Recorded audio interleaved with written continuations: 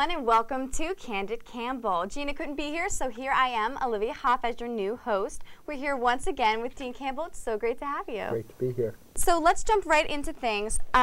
We've noticed, a few students have noticed that there are these light towers that have strangely appeared up behind POITA back there. What are those for? Oh yeah, those are real interesting. You know, you've heard over the years about us putting in a turf field. So those are the lights that are going to light up the turf field.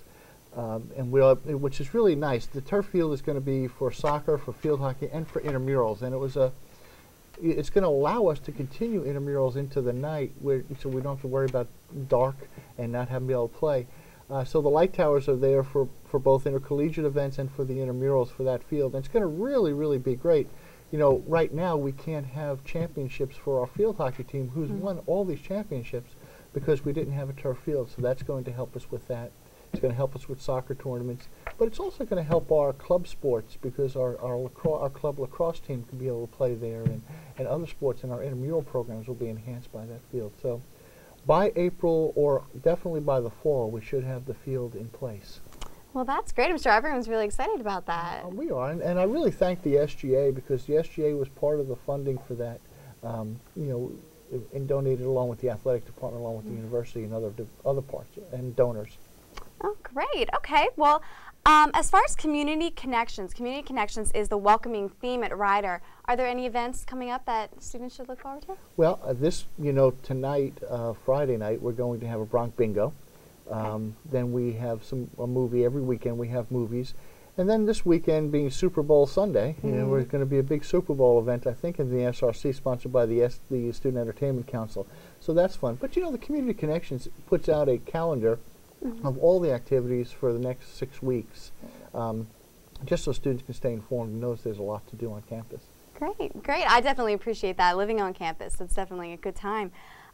So swine flu, or H1N1, the university was taking a lot of precautions last semester. Are there still precautions, and how is the university dealing with that this semester? It's nice that we go from community connections to swine flu. Yeah. But it's we have been taking a lot of precautions. Oh, you know, over the year we've done a lot to try to help students prevent coming down with the swine flu. We're still doing that.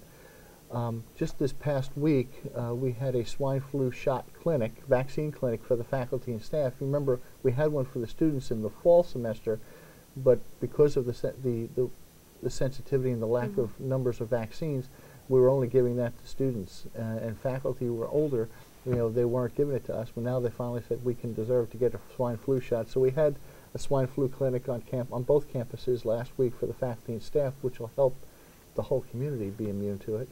But we're also having our flu lounge in Conover and Switlick.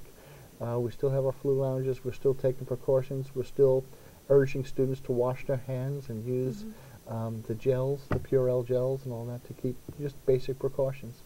That's great. That's perfect.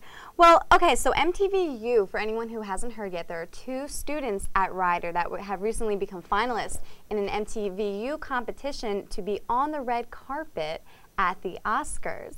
So how do things like this affect the reputation of Ryder? I bet everyone's really happy about that. Well, we're very, very happy for Gina and Kelly. You know, Kelly, their video is outstanding. If you haven't seen it, you know, please go on and vote. It's like Chicago. You can vote early and often, but vote for Kelly and Gina for that. You know, it's nice because it really shows the talent that we have on this campus. If you notice that Gina and Kelly have been getting some play on front page of local newspapers, stories in the paper, the alumni have gone out, and it's very, very exciting. The campus is talking about it, and it's great for them. More than anything else, it's really great for Kelly and for Gina. You know, the thing about that is that we've had lots of Ryder students lately doing wonderful things. Richard Crandall, who is a sophomore, is taking a leave of absence this semester from his music theater major to take the lead, one of the leads in Hairspray. He's playing Seaweed. He's on the national Broadway tour. He played here in Trenton at the Sun Arena, used formerly the Sovereign Bank Arena, during the break. He was excellent in that. So, you know, that's happening. And then, you know, Patty Wittenberg had a world premiere of her documentary, the portrait of Flip Schulke, at Morehouse College.